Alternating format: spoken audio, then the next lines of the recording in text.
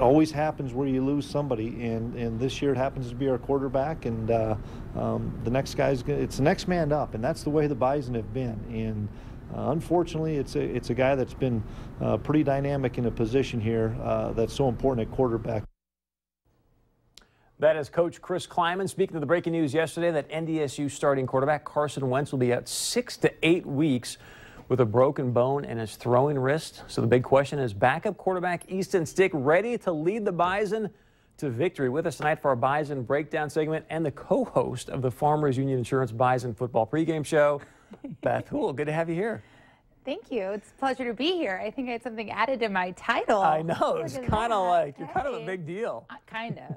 So is Stick, I know you've been around the Bison now all week, Yes. and you've seen him in spring ball. Yes. Is this young man ready to step into a Missouri Valley Conference game and lead this team to victory? You know what? The coaching staff is very confident in him. They've been confident in him since the moment they recruited him. They've been talking a really big game about him. I guess when you see Easton Stick and R.J. Urzendowski connect on the football field, it's dynamite. They both played together at Creighton Prep, a very successful high school program in Omaha, Nebraska, and they had huge success together. Now, the last time he played an actual football game was 2 years ago in the summer in an all-star game.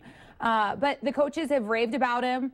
Randy Hedberg is very excited about him. He obviously doesn't want Carson's career to be over at NDSU, but he's excited about Easton Stick and says that he's got a dynamic threat, especially when it comes to running as a quarterback. It seems somewhat ambiguous about when Carson had this happen in the game. Do you have any updated info for us? They just say first half. Okay. First half of the game, he apparently told coaches he kind of took a hit, fell down, and when he got up, it was sore a little bit. Talked to a trainer, looked like a sprain, and he continued to play the football game. That's all they're saying on it. So let's talk about what happened to Carson and obviously what happened against USD. I mean, we all kind of talked about, hey, could this be a trap game? But you're still stunned to see USD come in and beat us. Yeah, we usually see the NDSU UNI hangover happen to UNI. And I think it happened a little bit to NDSU this past week. You know, bounce back from the Montana game. They have a huge game against Weber State. They have to pick it up. They have to answer a lot of questions, improve themselves. Then they've got the UND game, which as much as they tried to ignore it, that was a lot of pressure from the outside for that game, because if they lost that, they were going to hear about it forever.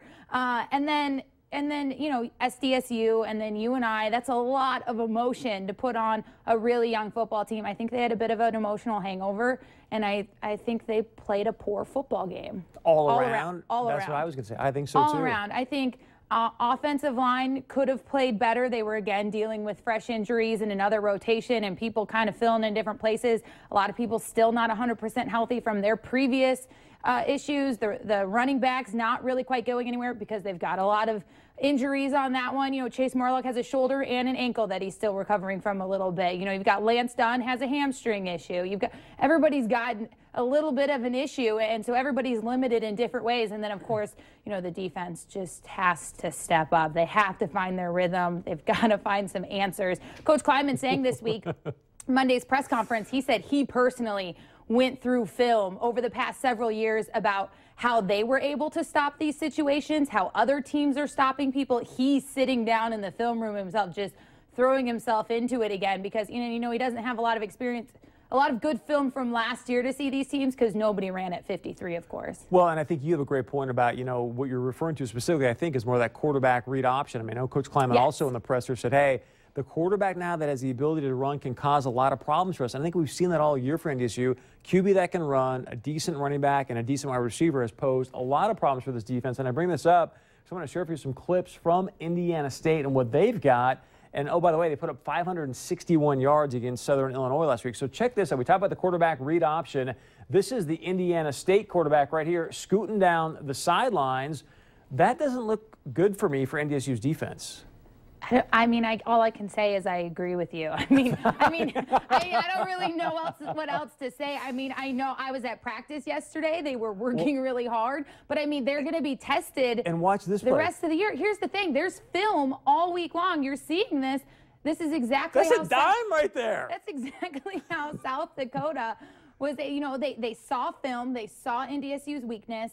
And they executed. They drew up plans and executed against NDSU where they were showing weaknesses. Now there's even more film of how to draw up a plan and attack the Bison. So they're going to have to answer questions. It's going to be a test this weekend. I thought this was going to be a test anyway, because I think Indiana State's a little bit overlooked anyway in the Missouri Valley, but it's even more of a test now because now those guys have pressure, and it's how are you going to respond to that pressure. And what makes me nervous, I look at USD's athletes, they're nothing compared to what I just saw there on film with the wide receiver, the RB, and the quarterback. Yep. So it's going to be a fascinating game on Saturday, 12 p.m. kickoff, 11 a.m. You can join the one and only Beth Hool in studio, making my grand return to hosting the pregame show. Don't worry, I'll give him a hard time. I Insurance promise. Bison football pregame show. If we can bring this up to share people to make sure they turn in 11 a.m.